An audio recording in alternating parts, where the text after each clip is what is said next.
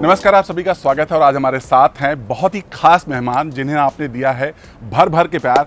बात कर रहे हैं हितेश की। हितेश, बहुत बहुत स्वागत है आपका। थैंक यू सो मच, मुझे भी बहुत अच्छा लग रहा है। बड़े दिनों बाद आपसे मुलाकात हो रही है। अक्सर सेट पे तो हम मिल ही लेते थे, बट ये आज थोड़ी सी एक्सक्लूसिव और बहुत ही खास मुलाकात है। ये फैंस की भी डिमांड थी, बट जैसा आपने बोला सेट से याद आया।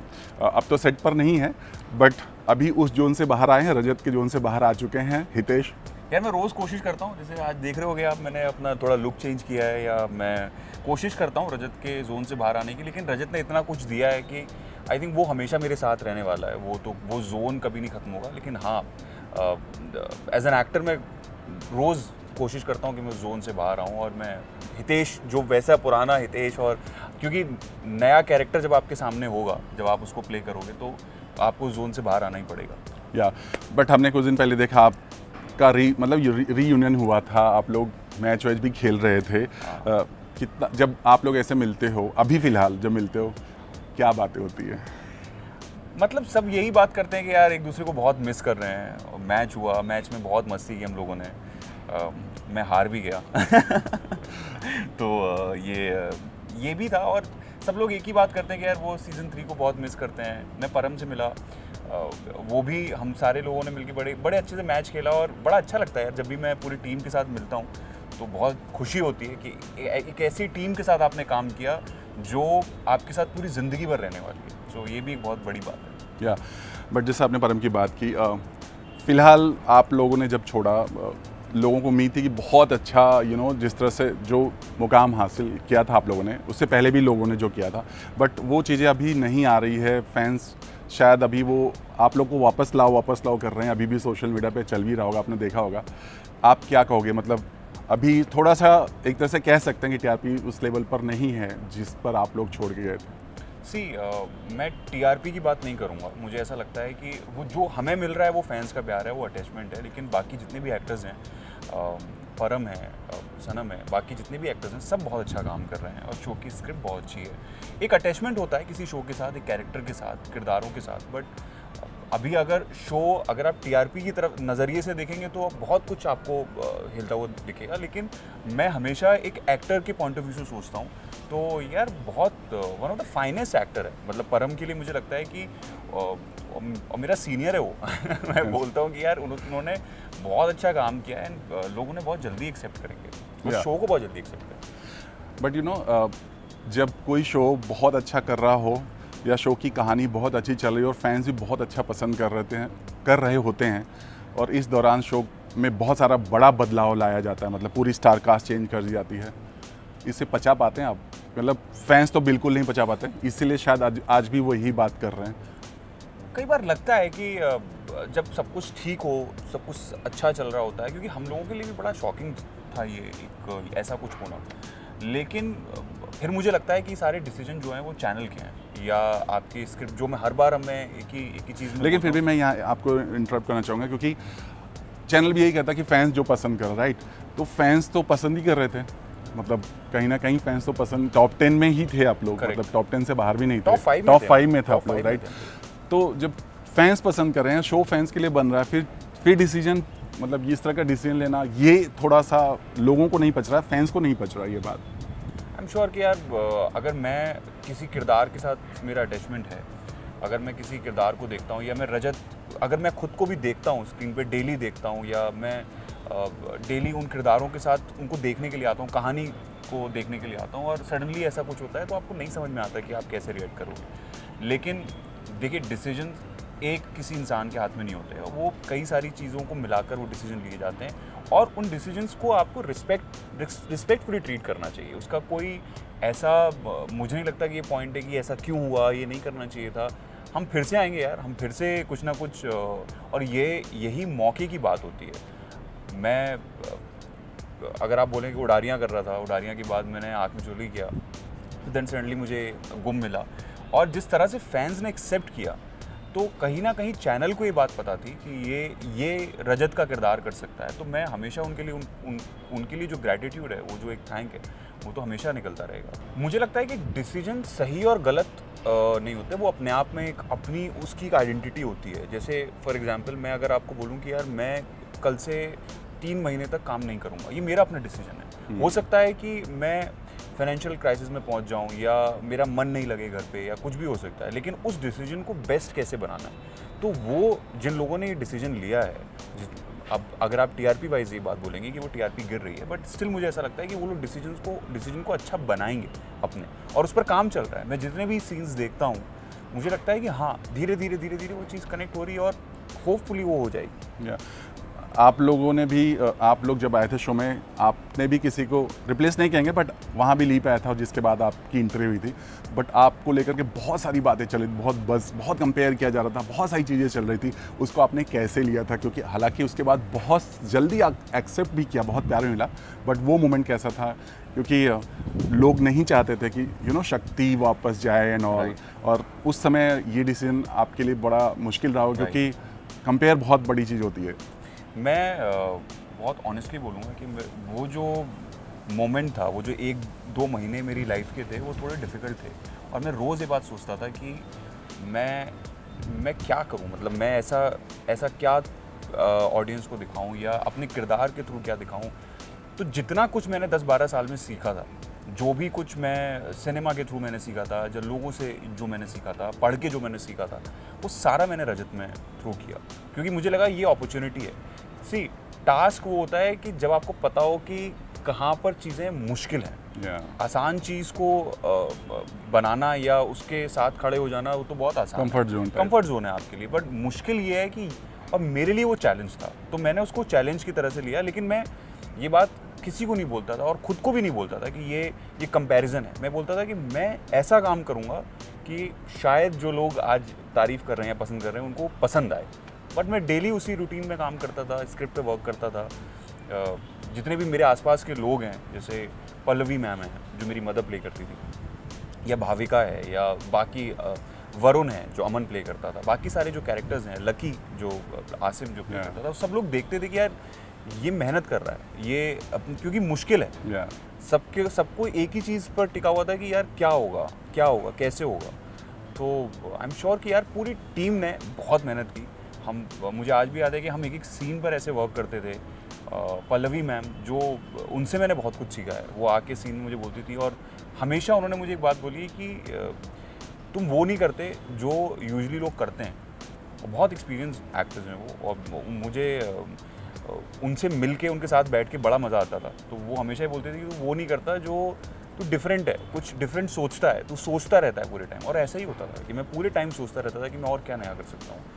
इस ऑडियंस ने जो पहले शायद कभी नहीं देखा, वो मैं थ्रो करने की कोशिश करूँ। एंड आई थिंक ये शायद मेरी भी विक्ट्री और पूरी टीम की भी विक्ट्री है कि हमने ये क्रैक किया। और वो आपकी ईमानदारी थी, शायद यही वजह थी कि लोगों ने बहुत पसंद किया।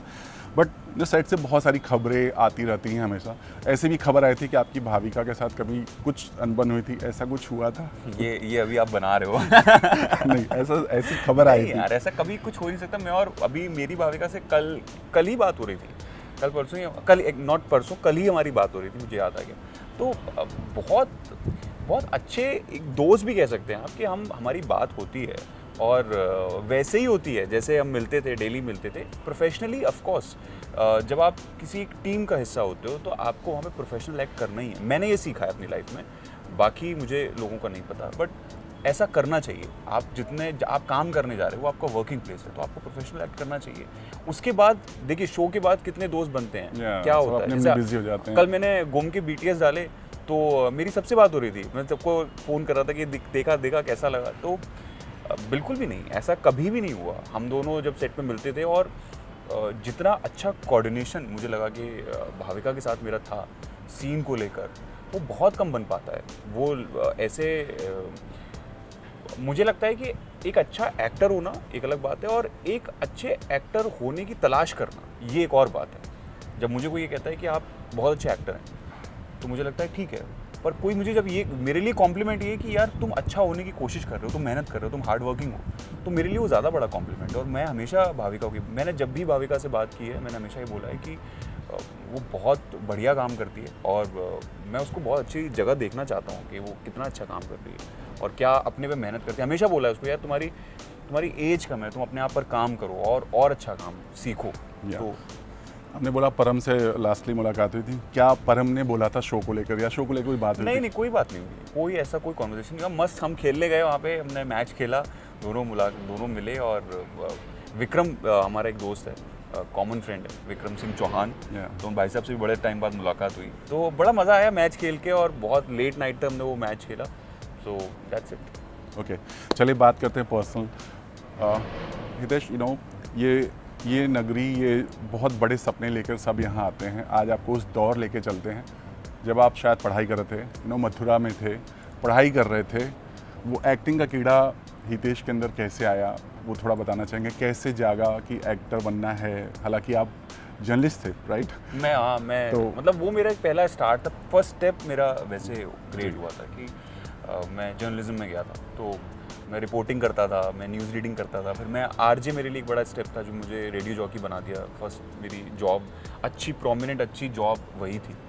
बट एक्टिंग का कीड़ा ऑब्जर्वेशन से क्रिएट हुआ मेरी लाइफ में। मुझे लगता है कि ऑब्जर्वेशन इतनी बड़ी चीज़ रही और उसने इतना अच्छा प्ले किया कि कोई भी मेरे घर में आता था, मैं उसको देखता था और मैं कोशिश करता था कि मैं उसको मिमिक करूँ, इमिटेट करूँ। और वो मैं करके दिखाता था। बहुत छोटा था तो सब लोग बड़े खुश होते थे कि यार ये तो एकदम से पकड़ लेता है, ये आवाज़ की टोन पकड़ लेता है, वॉक पकड़ लेता है, ये सब ऐसे करता है।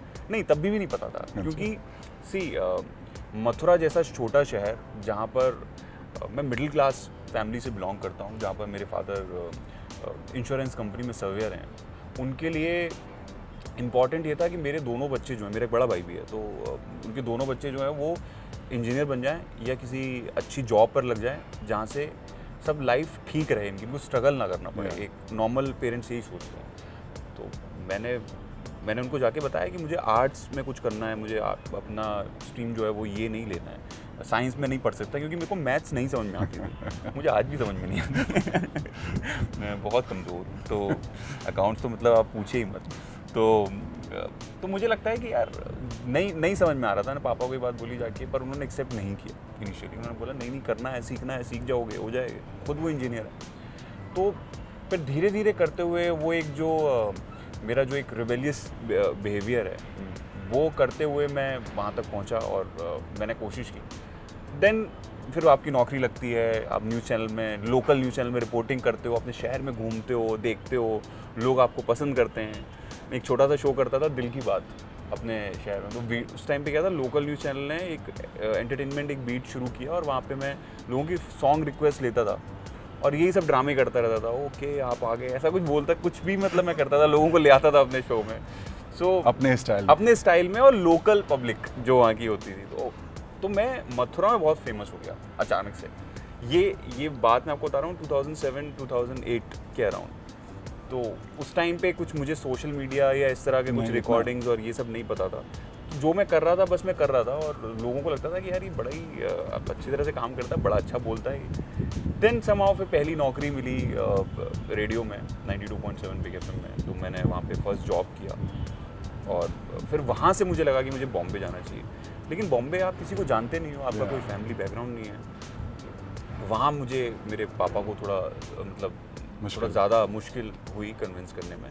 वो कन्विंस करते फिर बात ऐसी हुई कि हाँ ठीक है तुम्हें जाना है तो एक टाइम पीरियड ले लो, क्योंकि उनके लिए था कि यार इसने पढ़ाई तो कुछ ज़्यादा की नहीं है, तो ये जॉब कर रहा है। जो पैसे मुझे 18,000 पर मंथ मिलते थे रेडियो में, फर्स्ट नौकरी में 2,000 मिलते थे, तो 2,000 से 18,000 मैंने शायद 2 साल में तय किया था। वो भी बड़ी बात। तो उनको लगा कि यार उनके लिए वो कंप्लीट हो गया था, मतलब उनको था कि यार ये बस हो गया, इसने अचीव कर लिया, इसने अचीव कर लिया लाइफ में, ये बेस्ट है। और मैं उस टाइम पे 18 साल का था कि अब ये नौकरी करेगा, धीरे धीरे स्टेप बाय स्टेप बढ़ता रहेगा, 2-4 जो भी इसका बढ़ जाएगा लाइफ में। और सो बस उसके बाद वो डिसीजन हुआ कि मुझे 3-4 महीने का टाइम पीरियड, ग्रेस पीरियड मिला कि जाओ, टारगेट मिला कि जाओ और जाके कुछ करके दिखाओ और ना आ जाओ, वापस आ जाओ 4 महीने में।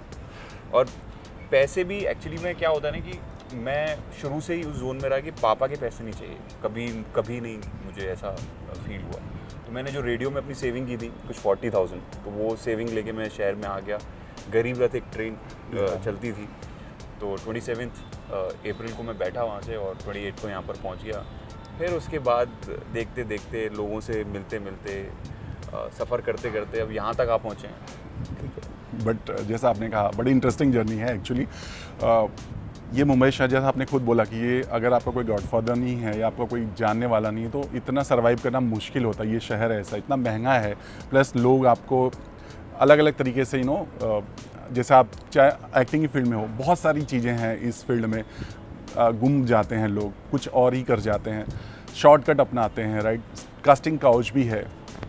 क्या आपकी लाइफ में ऐसा कोई मोमेंट आया कभी आपको ऐसे लोग मिले, या अगर मिले तो आप कैसे उन सब से हैंडल किया, आपने क्या कुछ किया? सब चॉइस है आपकी। आप ज़िंदगी में जो कुछ भी बनते हैं अपनी चॉइस से बनते हैं। आप क्या डिसीजन लेते हैं वो आपके लिए इम्पोर्टेंट है। आपको हर तरह के लोग मिलेंगे लाइफ में, और हर इंसान को मिलेंगे। ऐसा कोई भी कहीं पे भी नहीं लिखा हुआ कि आपको अच्छे लोग ही मिलेंगे। अच्छे लोग मिलेंगे ये अच्छी बात है, लोगों को वैसे ही होना चाहिए। न्यूटन का एक डायलॉग है ना, वो जब संजय सर बोलते हैं राजकुमार राव को कि तुम अच्छे इंसान हो, तुम्हारा अच्छा होना तय है, इसमें तो कोई बहुत महान काम नहीं कर रहे हो। तो वो डायलॉग जो है ना, वो आज तक मेरे जहन में है कि एक्चुअली वैसा है। आपका अच्छा होना ही आपका ऐसा होना ही तय है। तो आपको अच्छे खराब दोनों तरह के लोग मिलेंगे, चॉइसेस मिलेंगी लाइफ में कि ये ऐसा कर लो, आपको ऐसा करके ऐसा कुछ बड़ा मिल जाएगा। पर मैंने एक चीज़ इनिशियल स्टार्ट से सीखी थी कि लालच नहीं चाहिए। मैं आज भी वैसे ही हूँ। मुझे ऐसा लगता है कि जो है अभी है। कोई मुझे अगर ये बोलता है ना कि ये करके ये हो जाएगा, ये बड़ा बन जाएगा, और ये बात मैंने शायद इस इंडस्ट्री के जो टॉप मोस्ट लोग हैं उनके साथ मैंने शेयर किया, और उन्होंने भी कभी अगर मुझे बात बोली होगी कि आप ये कर लो, उसके बाद इतना बड़ा कुछ हो जाएगा लाइफ में, या इतना बड़ा हम कुछ और दे देंगे आपको, अभी ये कर लो, मैंने हमेशा मना कर दिया। मैंने बोला ये अगर मैं ये करूँगा भी तो ये मेरी चॉइस है। अदरवाइज इससे क्या रिजल्ट क्रिएट होने वाला है वो मुझे नहीं जानना भी नहीं है, और मुझे इस बारे में कोई डिस्कशन भी नहीं करना। वो लालच नहीं चाहिए। और जितना ज़्यादा आप खुद पर काम करते रहो, मेरे पास काम नहीं होता था। मुझे भी याद है कि 2 साल मैं कुछ नहीं कर रहा था, और उस बीच में मैंने एक शो किया था, और शो को करने के बाद मैंने 2 साल कुछ नहीं किया। तो उन दिनों काफ़ी परेशान रहता था, काफ़ी ऐसी सिचुएशन क्रिएट होती थी कि नहीं है। सुदिति थी उस टाइम पे, और सुदिति ने सब कुछ हैंडल किया और बहुत अच्छे से हैंडल किया मेरी लाइफ में। तो मुझे वो हमेशा एक बात बोलती थी कि अपने आप पर काम करते रहो, और यही मैंने अपने बाकी सारे जो फेलो एक्टर्स हैं या मैं उनको देखता था तो मुझे लगता था कि हाँ, खुद पर काम करना बहुत ज़रूरी है। वो जो 2 साल में मैंने सीखा वो मेरा ट्रेनिंग स्कूल था। तो वो जो मैंने वहाँ से सीखा, आई थिंक वो अभी तक काम आ रहा है। और वही किताबें हैं, वही कैरेक्टर्स हैं, वही खुद की ऑब्जर्वेशन है कि आप इतने लोगों से मिले। कई बार ट्रेन की जर्नी में बैठ के गया, ट्रेन में ट्रैवल किया, लोगों से बात की, दोस्त बनाए, सोलो ट्रैवल किया, कभी हिमाचल चला गया, वहाँ पे लोग नहीं पहचानते हैं या कुछ ऐसा है, वहाँ पे बैठा रहा, लोगों से मिलता रहा, वहाँ पे दोस्त बने। तो आप ऐसे ही नॉर्मली लोगों से मिलिए और डेली रूटीन में बैठ के लोगों से बात कीजिए। वही तो कैरेक्टर्स हैं, उन्हीं के साथ तो वही तो दिखाना है आपको। मतलब आप कितनी सच्चाई अपने एक्ट में ला सकते हैं वो आपको लोगों से ही पता लगेगा, उनके सराउंडिंग में पता लगेगा। आप घर बैठ के किसी कैरेक्टर को नहीं बिल्ड कर सकते। तभी 4 लोग से मिलने के बाद आपको उनसे तजुर्बा मिलता है या बहुत कुछ सीखने को मिलता है। बट जैसा सुदीपी की बात है, मैं उनके बारे में बात करूँगा। बट कभी ऐसा हुआ कि किसी ने बोला ये करो तो ये रोल मिल जाएगा और आपने मना किया, या फिर ऐसा हुआ कि बहुत बड़ा कोई रोल मिला हो और आपके हाथ से चला गया? बहुत बार हुआ है ये, बहुत बार हुआ है। मतलब मैं इतना फ्रस्ट्रेट हो गया था कि कई बार ऐसी चीज़ें होती थी कि मैं बिल्कुल मॉक तक मॉक कर लिया है, मुझे ये बोल दिया है कि आप फाइनल हो, और उसके बाद मैं आउट हो गया हूँ। लेकिन उसमें ऐसा कुछ नहीं है कि मैंने कभी ये नहीं सोचा कि मेरे अंदर टैलेंट कम है। हाँ ठीक है, मैं नहीं हूँ, मैं शायद उनको वो रिक्वायरमेंट वो नहीं होगी। कोई एक शो बताना चाहेंगे जो आपको लगा कि आपको वहाँ होना चाहिए था? बट बहुत सारे शोज़ हैं ऐसे, मैं आपको बता रहा हूँ कि बहुत सारे शोज़ हैं जहाँ तक मैं पहुँचा, फिर उसके बाद मुझे पता लगा कि नहीं, वहाँ पे कोई और हो गया। रातों रात नहीं, ऐसा उसमें कोई पॉलिटिक्स नहीं है कि मैं बहुत ऑनेस्टली बोल रहा हूँ, ऐसे भी पॉलिटिक्स नहीं है कि ये आ गया या वो कुछ आ गया। रिक्वायरमेंट की बात है। ऐसा कुछ कभी नहीं लगा मुझे, और मुझे कभी नहीं लगेगा। मैं अगर रातों रात भी आज भी रिप्लेस हो जाऊँगा ना कहीं से भी, तो मुझे कभी ये बात नहीं लगेगी कि कोई पॉलिटिक्स है। मुझे लगेगा वक्त की बात है, शायद वक्त और बेहतर होने वाला है या कुछ और अच्छा आने वाला है। इसमें रिग्रेट क्या, मैं आर्टिस्ट हूँ, मैं काम करना जानता हूँ, ये मेरे लिए बड़ी बात होनी चाहिए। मुझे काम मिलेगा या नहीं मिलेगा ये इम्पोर्टेंट नहीं है, मुझे काम आता है या नहीं आता है, ये इम्पोर्टेंट है। या और हर किसी की डेस्टिनी में लिखा होता है। बट ये कड़वा जो सच है, ये कास्टिंग काउच, इससे आप कैसे मतलब बताना चाहेंगे? क्योंकि हर एक्टर कहीं ना कहीं एक दौर पर मतलब कहीं ना कहीं मुकाबला होता ही है, सामना होता ही है, तो क्योंकि इसको कोई डिनाई नहीं कर सकता। है क्या, मैं पहले आपसे जानना चाहता हूँ कि वो है क्या, वो प्रोसेस क्या है उस चीज़ का? आई मीन कास्टिंग काउच जैसा जैसे मैंने बोला कि आप ही नहीं बोला कि लोग बोलते हैं कि ये करो तो तुम्हें एक बड़ा नाम मिलेगा।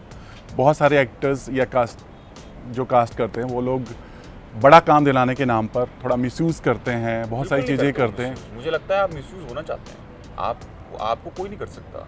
मैं अभी आपको बोलूँ, अभी हम 24th फ्लोर पे खड़े हुए, मैं आपको बोलूँ आप यहाँ से जंप कर लीजिए, आप मेरी बात सुनेंगे? नहीं, बिल्कुल। मैं आपको बोलूँ कि मैं आपको बहुत सारे पैसे देता हूँ, करोड़ देता हूँ, मैं आपको सब कुछ लग्जरी देता हूँ, करेंगे? नहीं करेंगे ना, क्योंकि ये सब आपकी चॉइस है।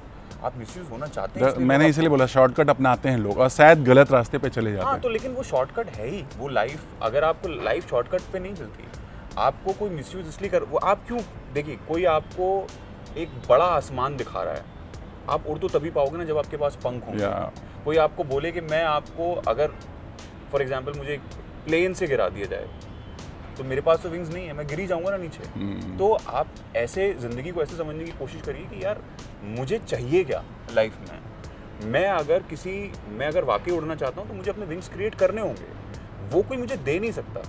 और मैं किसी से वो जो आप कास्टिंग काउच की बात कर रहे हैं या किसी भी तरह के मतलब मैं अगर ऐसे बोलूँ कि आप कोई भी चॉइस किसी को दे दीजिए कि इसको करके आप ये बड़े बन जाओगे, वो पॉसिबल ही नहीं है ना लाइफ में। आप उड़ोगे, थोड़ा गिर जाओगे, फिर उसके बाद कुछ नहीं हो सकता उसका। तो जो भी यंगस्टर देख रहे हैं और वो भी बड़े सपने लेके मुंबई शहर आते हैं, उनके लिए कोई मैसेज दीजिए? प्रोसेस पे काम करो यार, प्रोसेस बहुत ज़रूरी है। आपको पता होना बहुत ज़रूरी है कि आप क्या क्राफ्ट करने जा रहे हो। मैं भी काम कर रहा हूँ और मैं भी सिनेमा स्टूडेंट हूँ। मुझे बहुत ऑनेस्टली बात लगती है कि आप काम कर रहे हो। लास्ट ईयर मैं एक शो करके आया था, उसके बाद मैं मामी फिल्म फेस्टिवल देखने गया था। मैं लाइन में खड़े होकर पिक्चर देख रहा था और मैंने बहुत सारी फिल्म देखी, मैंने नोट्स बनाए कि ये इस तरह की जो सिनेमा आप देख नहीं सकते, आप काम तो करो। आपको पता ही नहीं है फिल्म डायरेक्टर्स के बारे में, आपको सिनेमा के बारे में नहीं पता, आपको अगेन मैं बोलूँगा कि आपको रश्मि रथी के बारे में नहीं पता, आपने शायद ढंग से 4 किताबें नहीं पढ़ी और आपको लगता है कि आप आर्टिस्ट हैं, या आपको आर्टिस्ट बोलने का मतलब सिर्फ डायलॉग बोलना नहीं आजकल सोशल मीडिया पर बहुत फेमस हो जाए तो लोग एक्टर बोलते हैं। वो खैर देखिए, ये दौर है, डिजिटल दौर। मैं उस दौर से रिलेट कर पाता हूँ। मैं अभी एक किताब पढ़ रहा था जो अबरार साहब ने लिखी है गुरुदत्त के बारे में, और मैं जितने भी न्यू कमर्स हैं जो आना चाहते हैं, मैं वो ज़रूर बोलूँगा कि यार गुरुदत्त की कहानियाँ देखो, उनकी फिल्म देखो, प्यासा देखो, उनकी कागज़ के फूल देखो, और वो किताब ज़रूर पढ़ो। जो अबरार ने गुरुदत्त का डिस्क्रिप्शन दिया है और उस टाइम का स्टारडम दिखाया है कि जो एक दौर होता था स्टारडम का, और वो ऐसे ही नहीं था, वो कैसे क्रिएट होता था और क्या क्या वो लोग सोचते थे। सिर्फ मतलब आप एक इंसान 24 घंटे सिर्फ सिनेमा के बारे में सोच रहा है। मैं आपसे बात कर रहा हूँ तो मैं सिनेमा के बारे में सोच रहा हूँ, फिल्मों के बारे में डिस्कशन कर रहा हूँ, 2-3 मिनट कुछ खाने पीने की बात हुई, फिर से वो सिनेमा पे वो जुनून, वो जो प्रोसेस है, अगर आप उससे आउट हो जाओगे तो आप कुछ नहीं कर सकते। आप अगर 24 घंटे सोच रहे हो कि मुझे कौन सा प्रोटीन पीना है या मुझे आज जिम में क्या जिम का वर्कआउट हो गया, सुबह उठे, आप गए, दौड़े, जिम किया, ख़त्म। अभी वो बात ख़त्म। अभी आप बात करो कि कौन सी किताब पढ़नी है, आज मुझे कौन सा सिनेमा देखना है, मुझे आज किस इंसान से बात करनी है। सिनेमा या एग्जैक्टली आपको जब तक अपने प्रोफेशन को, अपने काम को जियोगे नहीं, तब तक वो आपको कुछ देने वाला है नहीं। आप सिर्फ एक भीड़ का हिस्सा। हो सकता है कि आप 1000 से निकल के 100 में आ जाओ, 100 से निकल के 50 में आ जाओ, लेकिन अगर आपको टॉप पे जाना है, अगर आपको वो एक अपनी पहचान बनानी है, तो आपको जीना पड़ेगा हर मोमेंट में। वो जुनून होना जरूरी है। मैं इस टेरेस पे आता हूँ और जब भी मैं यहाँ पे वॉक कर रहा होता हूँ, मैं कुछ पोइट्री लिख रहा होता हूँ, कुछ सोच रहा होता हूँ।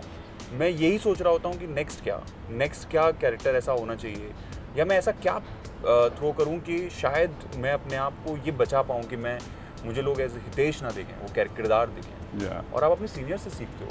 आप जब तक आप देखोगे नहीं, आप जब तक आप सिनेमा नहीं देखोगे, तब तक आपको शायद बहुत कुछ ऐसा हासिल नहीं होगा। सो हितेश, जैसा आपने कहा, एक एक्टर जब बहुत पॉपुलर होता है, जब काम कर रहा होता है, घर घर की पहचान होता है, बट ऑल ऑफ सडन जब उसके पास काम नहीं होता है, जैसा आपने कहा 2 साल आपने काम नहीं किया था, तो एक्टर की लाइफ में ये चैलेंज बहुत मुश्किल होता है। आई मीन बहुत एक्टर्स को हैंडल नहीं कर पाते, राइट? वो कुछ अलग ही लेवल में चले जाते हैं।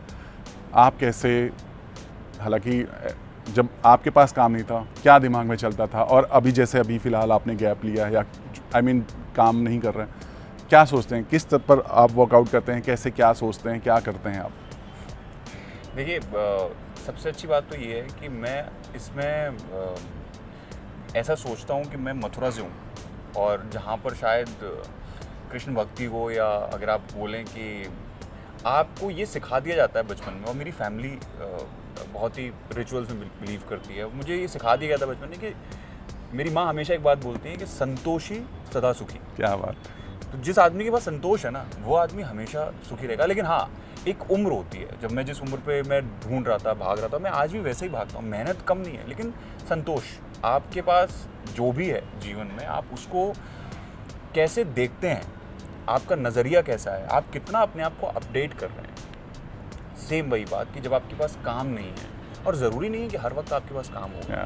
आप मतलब आज कंडीशन ऐसी है कि मोस्टली मुझे जिस तरह के ऑफर्स आ रहे हैं, काम आ रहा है, मैं लकी हूँ। मैं अपने आप, मैं जितने भी फैंस हैं उन सब के लिए मैं बोलता हूँ कि शायद उनकी वजह से मैं आज यहाँ खड़ा हुआ हूँ, इस मुकाम पे खड़ा हुआ हूँ। लेकिन दौर वो भी था जब नहीं था, जब कुछ ऐसी चीज़ें नहीं क्रिएट हो रही थी। उस वक्त पे सिर्फ आपको ये सोचना है कि आप अपने आप पर काम कैसे करोगे। अगेन सेम चीज़ की क्या एक एक्टर में अगर, और मैंने ये बात कभी नहीं सोची और आज भी नहीं सोचता कि मैं महज सिर्फ एक एक्टर हूँ। मुझे लगता है कि सब आना चाहिए।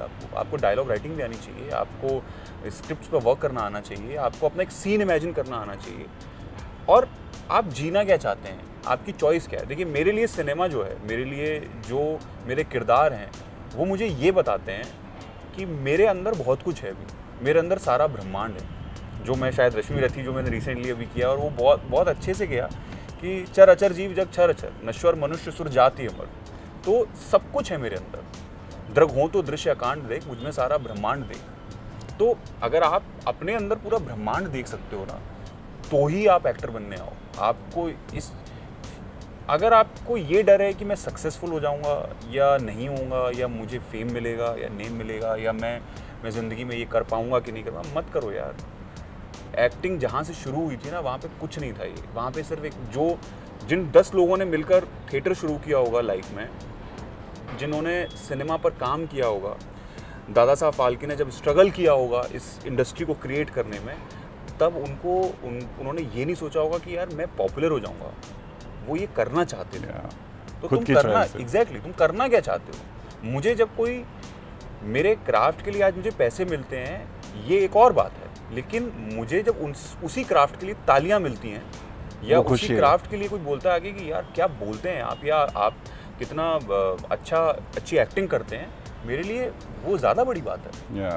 तो आप क्या करना चाहते हो, ये आपको डिसाइड करना है। और सक्सेस फेलियर ये ज़िंदगी में ना यार आते जाते रहेंगे। ये कोई ऐसी बात नहीं है, मतलब हो सकता है कि कल और कुछ हो जाए मेरी ज़िंदगी में, लेकिन मुझे हमेशा लगता है कि बस आप अपने आप को साथ के रखो। आप अपने आप, आपका जो इनर वर्ल्ड है ना, वो बड़ा होना चाहिए। परिस्थिति ठीक नहीं है तो मनोस्थिति ठीक रखो। क्या बात है, बिल्कुल कृष्ण ज्ञान हो रहा है यहाँ पर।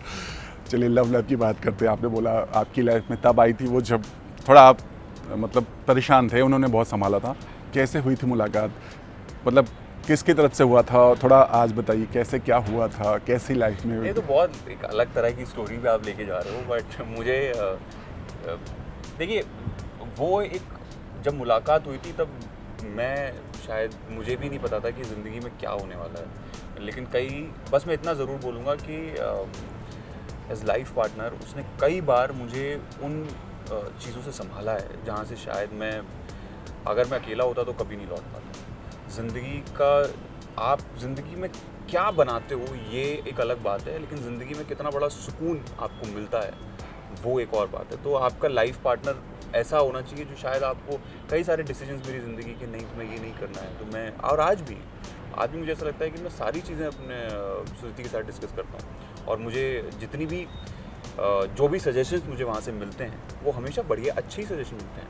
तो हमेशा डिस्कस करना चाहिए, आपके पास ऐसा लाइफ पार्टनर होना चाहिए जिससे आप अपनी बात कह सको, दिल की बात कह सको। तो इनिशियल स्टार्ट वही था कि वो बहुत अच्छा लिखती है, तो हम दोनों एक ऐसी जगह पर मिले जहाँ पर हम दोनों एक सॉन्ग लिखने के लिए गए थे, एक गाना लिखने के लिए गए थे। और मैंने आपको बताया कि मैंने कभी भी ऐसा फील, किसी ने भी मुझे कुछ भी काम दिया, मैंने हमेशा उसे एक्सेप्ट किया कि हाँ ठीक है, आप मुझे दो, मैं कर लूँगा। तो मुझे गाने लिखने का एक काम मिला, सॉन्ग राइटिंग का, तो वहाँ पर मेरी उनसे मुलाकात हुई, फिर धीरे धीरे बातचीत शुरू हुई, और फिर अच्छे दोस्त बने। फिर ज़िंदगी में कई बार ऐसे मोमेंट्स आए कि जहाँ पर आपको लगता है कि नहीं यार, मैं ये जिम्मेदारी नहीं संभाल सकता, क्योंकि ये बहुत बड़ी जिम्मेदारी है, आप तो किसी के साथ रिलेशनशिप में, आप शादी की जिम्मेदारी। लेकिन हमेशा उसने मुझे ये बात संभाली है, उसने मुझे बोला कि नहीं, you do whatever you want to do, आपको उसकी तरफ नहीं भागना है जो जहाँ दुनिया भाग रही है, and you have that talent.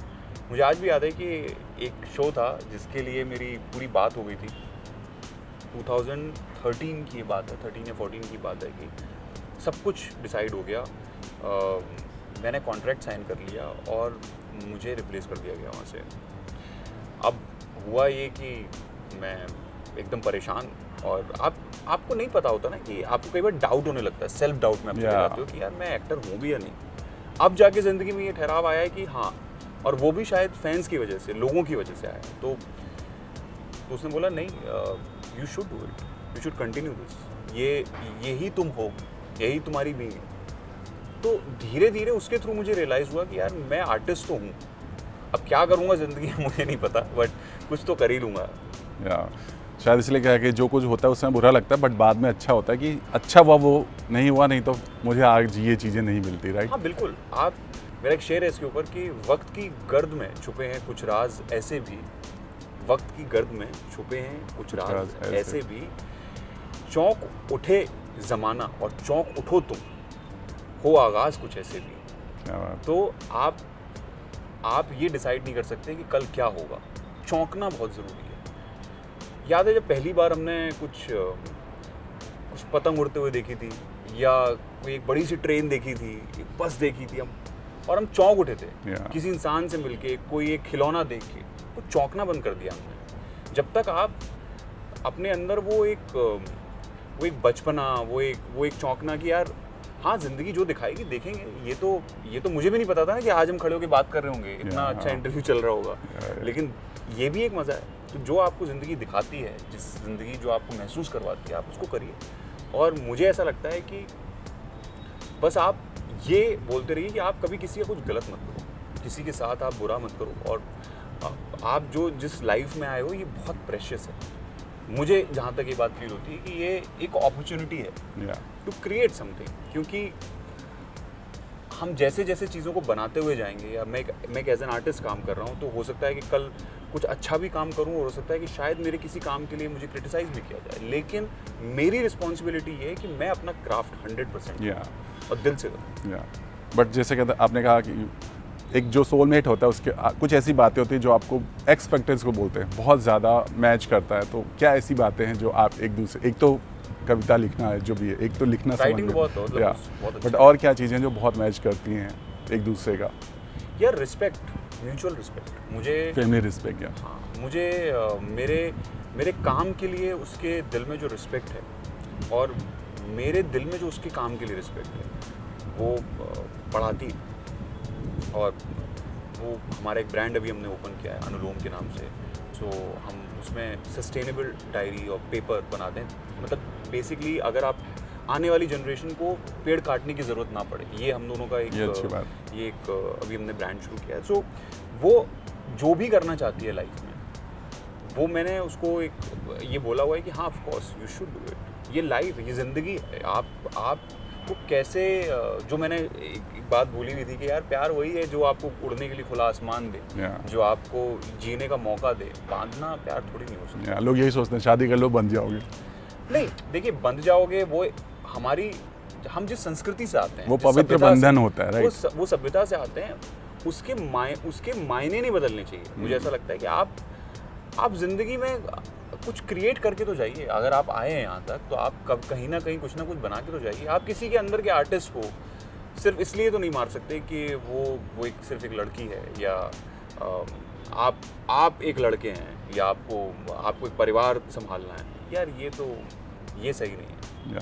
तो आपको भी ऐसा फील हुआ कि शादी के बाद जिम्मेदारी बढ़ गई, या आपके ऊपर थोड़ा हैवीनेस लगा? आपको भी लगा कि ये जिम्मेदारी है, ये एक लोग जैसा बोलते हैं ना कि अरे शादी मत करो, अभी भी भाग जाओ, बहुत सारी चीज़ें कर शादी का लड्डू जो खाया वो पछताया, जिसने ना खाया वो भी पछताया। आपको भी लगता है ये कहावत?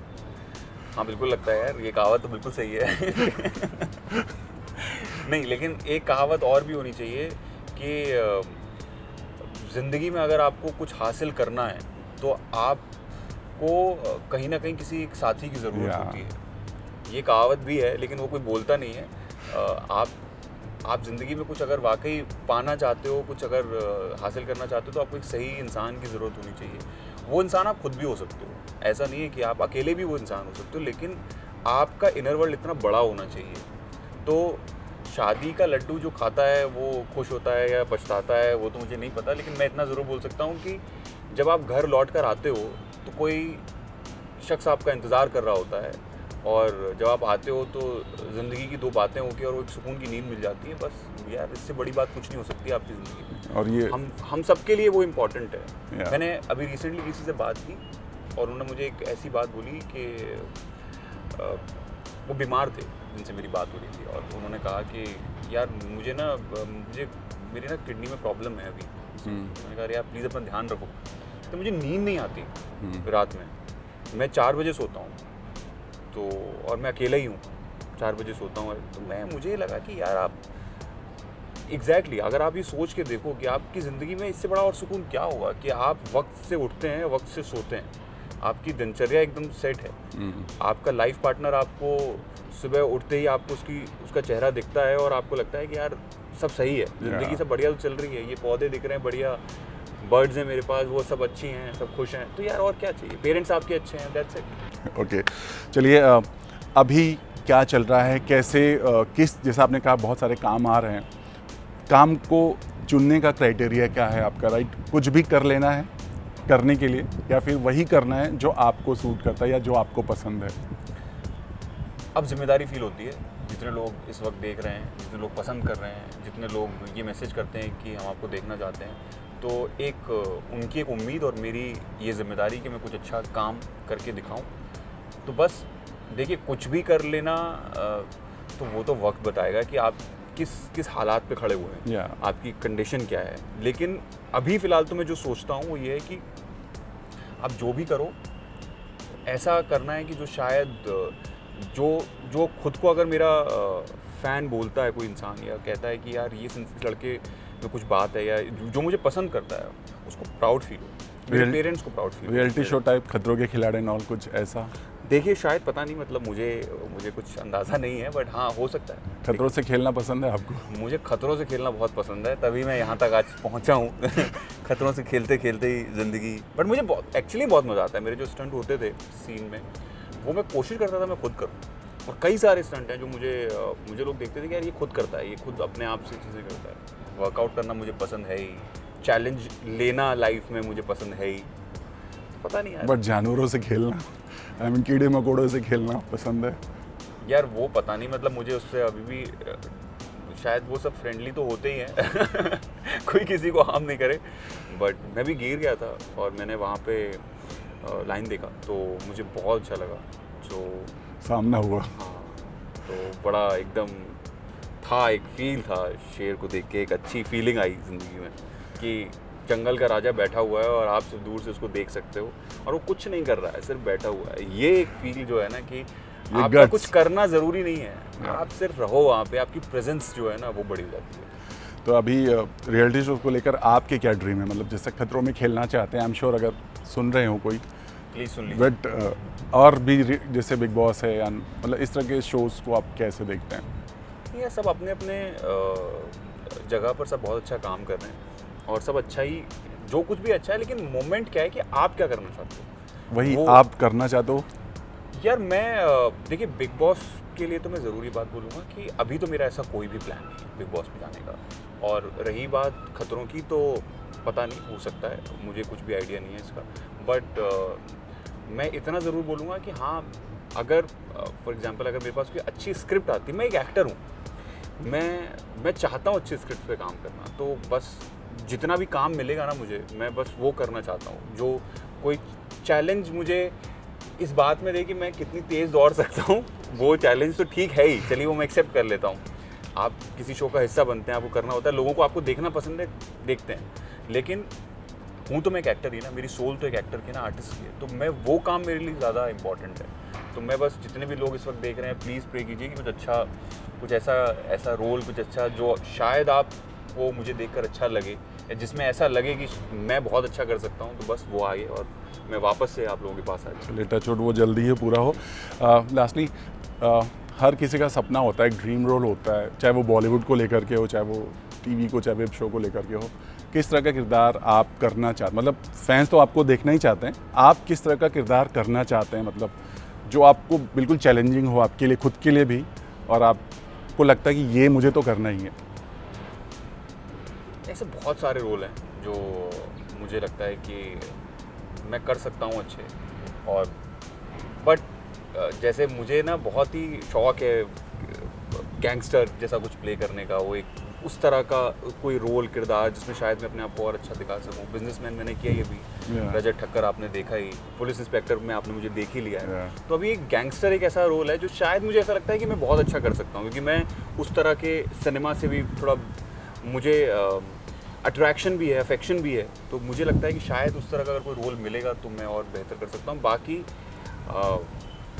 मथुरा का एक सिंपल लड़का, जिसे अगर कोई कभी कोई डायरेक्टर या कोई प्रोड्यूसर ऐसे कोई शायद उनको ये मेरे अंदर वो सिंप्लिसिटी दिखे, क्योंकि वो सिंप्लिसिटी है, शायद मुझे ऐसा लगता है मैं उससे बाहर नहीं आ पाता, मैं कभी आना भी नहीं चाहता उस चीज़ से बाहर, और वो लैंग्वेज, उस लैंग्वेज का अगर कोई उस तरह का काम मिले तो मैं बेहतर कर सकता हूँ मुझे, क्योंकि वो लैंग्वेज आती है, मैं उस माहौल में पला बड़ा हूँ, तो जहाँ पर एक बहुत ही मिडिल क्लास लाइफ देखी है, तो उस तरह के रोल अगर मुझे मिलेंगे तो मैं कोई है बॉलीवुड एक्टर जिससे बहुत इंस्पायर करते हैं या बहुत ज़्यादा इंस्पायर्ड होते हैं? ओमपुरी सर हैं, नसीर साहब हैं, मैं सत्यजीत रे के सिनेमा से बहुत अपने आप को रिलेट करता हूँ, इंस्पिरेशन है ऑफकोर्स, गुरुदत्त साहब से मैं बहुत इंस्पायर करता हूँ, अमिताभ बच्चन सर हैं जिनको आप देखते हो, शाहरुख, सारे लोग, मतलब आप ये देखिए कि जितना भी काम आप मैं जिन लोगों को देखकर बड़ा हुआ हूँ, तो नाना पाटेकर सर, मतलब मुझे लगता नहीं कि इस तरह के एक्टर्स,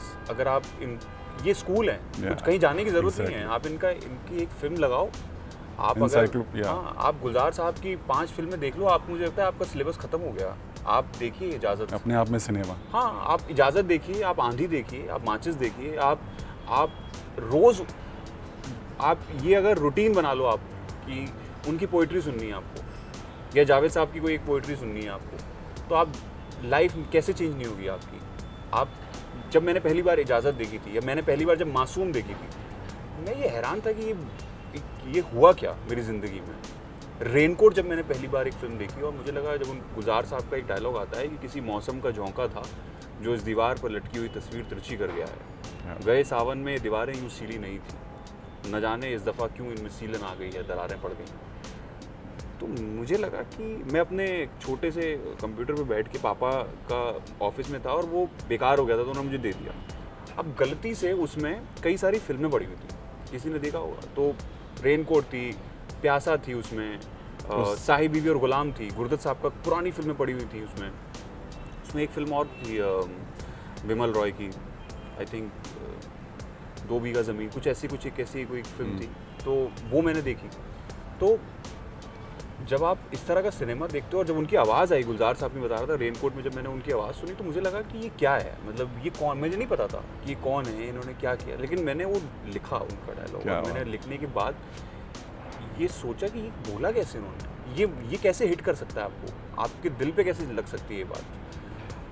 तो बस आपकी स्कूलिंग, जब मैंने पहली बार इजाज़त देखी, एक छोटी सी कहानी, आप देखिए, वो कहानी देखने के बाद यूट्यूब पर भी मिल जाएगी आपको फिल्म, आप देखो वो कहानी, और आपको लगेगा कि रिलेशनशिप्स होते हैं। उस दौर में वो इंसान ऐसी चीज़ें सोच रहे थे। मासूम जब आप देखते हो, जब आप गाना सुनते हो, मेरा कुछ सामान तुम्हारे पास पड़ा है, तो और ये मेरी खुशकिस्मती है कि मुझे गुलजार साहब से मिलने का मौका मिला। मिलने का मतलब कि मैंने उनको देखा सामने, अपनी उनकी खुद की पोइट्री रिसाइट करते हुए, उनकी एक बुक लॉन्च पे गया था, उनके पैर छूने का मौका मिला मुझे। ऐसे कॉन्वर्जेशन नहीं हुई, लेकिन मैंने उनके पैर छुए और उन्होंने बोला कि खुश रहो। बस उसके बाद मुझे लगा कि मेरी हो गया जो ज़िंदगी में हासिल करना था, अब इससे ज़्यादा कुछ नहीं हो सकता। गुलजार साहब ने बोल दिया खुश रहो। तो आप जब तक इन लोगों का सिनेमा नहीं देखोगे, जब तक आपने नायक नहीं देखी सत्यजीत रे की, तब तक आपको समझ में नहीं आएगा कि एक ट्रेन की स्टोरी चल रही है, एक एक्टर की कहानी चल रही है, वो एक्टर किन चीज़ों से जूझ रहा है और किस तरह से वो निकल के अपनी ज़िंदगी में वो पता लगाता है कि जो शायद उसमें मिसिंग है एक क्राफ्ट को लेकर। देखिए आप सोच से याद आया अभी लास्टली, अभी हाल ही में जो सोशल मीडिया पर एक बहुत बड़ा बज़ है, आपको भी पता है, जो स्टैंड अप कॉमेडियन ने जो एक अपनी बात कही, जो अपनी सेंटेंस उन्होंने बोले, जिसको लेकर इतना बड़ा बवाल मचा हुआ है। सबसे पहले मैं रणवीर अलाहाबादिया की बात कर रहा हूँ। क्या सबसे पहले आप रिएक्शन क्या दोगे इस पर? मतलब कितना आपको हर्ट हुआ, या जो इतना बड़ा बॉन्डर मचा है उस पर आप क्या कहोगे? हर्ट, देखिए मेरा हर्ट होना या ना होना ये मुद्दा नहीं है। मुद्दा ये है कि उन्होंने अपने फैंस को हर्ट किया। जो लोग आपको इज्जत देते हैं, जो लोग आपको बेशुमार प्यार करते हैं, इज्जत देते हैं, पैसा देते हैं, एक्चुअली में ये है ऐसा। अगर वो आपके YouTube चैनल पे ना जाएं, अगर वो आपको एक लाइक ना दें, या अगर आपको वो एक व्यू ना मिले, तो आपके पास पैसा नहीं आएगा।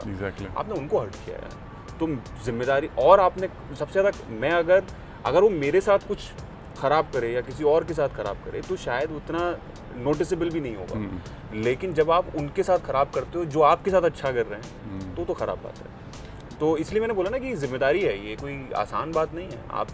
आपको लोग पसंद करते हैं, आपको लोग अपनी सराखों पर उठा के रखते हैं, आपको ये महसूस करवाते हैं कि आप ज़िंदगी में कुछ हैं, और लोग सीखते हैं, और आपके थ्रू वो ये महसूस करते हैं खुद में कि मैं भी कुछ हूँ। जब मैं किसी इंस्पायर होते हैं। एग्जैक्टली, जब मैं किसी फैन से अभी रिसेंटली मिला एंड शी स्टार्टेड क्राइंग, तो आई हग्ड कि यार, कहते नहीं, आपको जब भी देखते हैं तो ऐसा लगता है कि बस क्या है। तो शायद कोई एक इमोशन, कोई तार आप टच करते हो उनका, और वो आपकी जिम्मेदारी बन जाती है। तो मुझे लगता है कि यार उन्होंने बहुत गलत किया और जो नहीं करना चाहिए था। हालांकि माफ़ी मांगी उन्होंने, और उन्होंने बोला कि मुझे ये नहीं बोलना चाहिए था, बट मैं बोल गया। बट आपको लगता है कि कुछ ऐसे rules and regulation social media पर भी होने चाहिए? बिल्कुल होने चाहिए यार, मुझे जेन्युइनली लगता है ऐसा होना चाहिए कि ऐसा, ये देखिए, आज़ादी के मायने ये नहीं है कि आप फूहड़पन करो, जो मुझे बहुत ऑनेस्टली लगता है। आज़ादी का कोई भी ये पैरामीटर नहीं हो सकता। तो आप उसकी परिधि को जब तक आप तय नहीं करोगे कि ये क्या है, क्योंकि देखिए मजाक क्या है ना, कि हम किसी शो में जाते हैं और मजाक शुरू होता है, तो मजाक ऐसा है कि आपने कुछ बोला और मैंने फिर आपको कुछ एक काउंटर दिया, तो वो कैसा भी हो सकता है, वो कितना भी भद्दा हो सकता है, या किसी भी तरह से हो सकता है। और सच्चाई है, मैंने अभी रिसेंटली कहीं देखा था, और ये शायद मैंने किसी रील कहीं तो मैंने देखा कि यार जो हमारा यूथ है ना, जब मैं अपने उस दौर में था, तो मैं जब इन लोगों को अब सोचिए कि गुलजार साहब की एक पोइट्री का असर इतना गहरा रह गया, लाइफ चेंज हो जाती, कि ज़िंदगी बदल गई। गुरदत साहब की प्यासा देखने के बाद मुझे लगा कि यार ये क्या था, ये क्या एक्टिंग होती है। या फर्स्ट टाइम जब मैंने बाइसिकल थीफ देखी, तो मुझे लगा कि ये क्या फिल्म है, मतलब। तो आपके ऊपर कितना गहरा असर पड़ रहा है। तो अब आप वही गहरा असर आप देखिए कि अगर इस तरह से अगर आप अपने यूथ को इंस्पायर कर रहे हो, तो मुझे लगता है कि, और उस रिस्पॉन्सिबिलिटी से, जहाँ पर आपको लोग किसी और नज़रिए से देखते हैं, तो गलत है। आप कुछ भी कर देखिए, आपके फैंस अगर वैसे हैं, अगर मैं कहीं गली में निकलता हूँ और मेरे दोस्त गली वाले दोस्त हैं, या मेरा क्राउड है जो मुझे देख रहा है, जो मुझे पसंद करते हैं, अच्छी बात है, वो मेरे फैंस हैं, या मुझे पसंद करते हैं, मुझे उनके लिए काम करना होगा ना। तो मेरी ऑडियंस सेट है। अगर आप अपने ऑडियंस के विपरीत जाके कुछ करेंगे, तो आपको उसका रिजल्ट मिलेगा, खराब ही मिलेगा, अच्छा नहीं मिल सकता। लास्ट चलते चलते अपने शायराना अंदाज में कुछ 2-4 चंद लाइनें कुछ कहा जाए, कोई शायराना, कोई भी एक कविता जो रिसेंटली आपने लिखी हो या कही हो, या जो बोलना चाहते हो, या अपने फैंस से कहना चाहते हैं। फैन से तो मैं हमेशा यही बात बोलता हूँ कि यार ज़िंदगी में ना जब सब कुछ आपको मिल जाता है, लेकिन जब आपके थ्रू वो जो एक प्यार है, वो जो एक मोहब्बत है, जब वो दिखती है तो उससे बड़ा मुझे कुछ नहीं लगता। और मैं हमेशा इस चीज़ की ग्रैटिट्यूड में हूँ और मुझे लगता है कि शायद ये होना भी चाहिए हर एक आर्टिस्ट के पास। तो थैंक यू सो मच जो आप इंस्टाग्राम पे इतने सारे मैसेजेस भेजते हैं या आप वीडियोस बना के भेजते हैं या टैग करते हैं। मैं हर मैसेज को हर आपके टैग को रिप्लाई नहीं कर पाता, लेकिन स्टिल मुझे ये याद है कि मैं कोशिश करता हूँ कि जो लोग मेहनत कर रहे हैं या देख रहे हैं, तो मैं उनको ज़रूर इस बात के लिए थैंक यू बोलूँ कि प्लीज़ आप करते रहिए, क्योंकि हम लोगों के लिए इम्पोर्टेंट है। और आपका प्यार मिलते रहना, ये बताते रहिएगा कि हाँ अभी भी आप हितेश को जानते हैं या आप उसको पसंद करते हैं। शायराना अंदाज़ मुझे यार समझ में नहीं आ रहा कि मैं एक पोइट्री अभी मुझे किसी ने बोला था, एक प्लेटफॉर्म पे मैंने पढ़ी थी कि वो आपकी पोइट्री बड़ी अच्छी लगी, तो मैं वापस से वही पढ़ देता हूँ कि वो रोज़ शाम की तरह आकर झिलमिलाती रही और मैं जाती सुबह में उसे देख लिया करता था। ना वो मुझसे कुछ कह पाई ना मैं उससे, बस एक दूसरे को छू कर निकल जाते थे हम, शायद उस वक्त की तलाश में, जब सुबह उठना भूल जाएगी, जब शाम बीमार पड़ जाएगी, तब उस भागती रोशनी में जहाँ हम बस एक दूसरे को छू कर निकल जाते थे, वहीं बैठ के एक एक चाय का प्याला पिएंगे और जो लम्हे बीत गए बेवजह उन्हें साथ मिलकर जिएंगे। वो रोज़ शाम की तरह आकर झिलमिलाती रही और मैं जाती सुबह में उसे देख लिया करता था। क्या बात है, thank you so much Hitesh, you. Thanks lot. और उम्मीद करेंगे जल्दी आप फैंस की विश को पूरा करें, जल्दी नजर आए कहीं। Thanks lot, thank you so much, thanks lot.